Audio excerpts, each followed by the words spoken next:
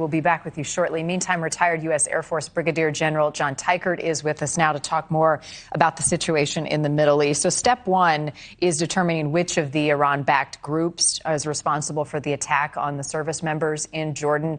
Is that a difficult task? Marni, I think we've got very good intel to suggest where that attack came from and specifically which of those groups. But it goes back to the idea that there are a variety of groups that are supported by Iran in Iraq and in Syria. And until we get to the root cause of who supplies and allows them to achieve their aims, then we're never going to actually stop these attacks against American positions in the Middle East. So there's no question, at least there doesn't appear to be, that the U.S. will strike back. But John Kirby mentioned a possible tiered approach. How do you interpret that?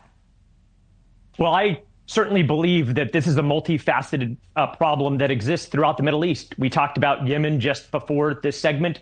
We've seen situations in Iraq and Syria and Lebanon. And so we need to implement military and economic and intelligence elements of our strategy here.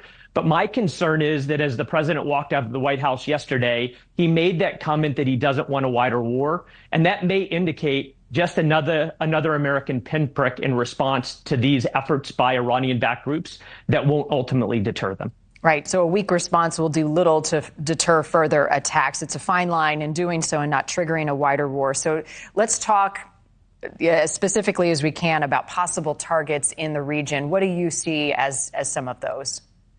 Marni, we need to strike targets of relevance and significance, not just to those proxies, but to Iran itself, because Iran doesn't care how much we attack those proxies.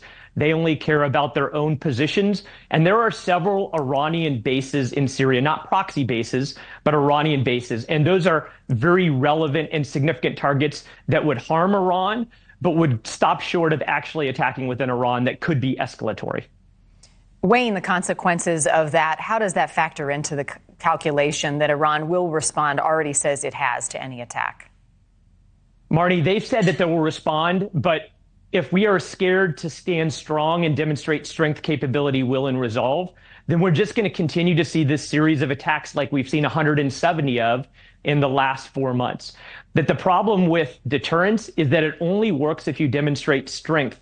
And the more weakness is perceived by Iran, the more likely it is that they're going to continue to sponsor these types of attacks. One target may be the Islamic Revolutionary Guard, the Quds Force. What do we know about this group and its leadership?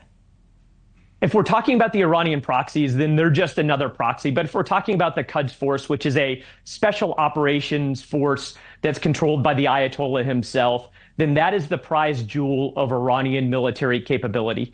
And they do indeed have bases that exist there in Iraq and in Syria. And those are perfectly suitable targets for us to respond in a way that does start to reestablish the deterrence that we so desperately need in the Middle East. How do the attacks in the Red Sea factor into possible retaliatory options? How is that tied into this? Marni, one of the targets that I haven't heard suggested by the Biden administration is one of those Iranian ships that has been providing intelligence to the Houthis about what nautical targets to strike within the Red Sea. That is a perfectly valid target for us to hit. That doesn't just retaliate against our deaths in Jordan, but certainly sends a strong message to Iran and the Houthis that the malign activity that's taking place in the Red Sea will not be tolerated by the United States. Remind us what other retaliatory strikes we've seen from the U.S. in the region, what those have looked like until now. Thus far, we've just seen these pinprick attacks primarily in Iraq and Syria against some of those Iranian proxy groups.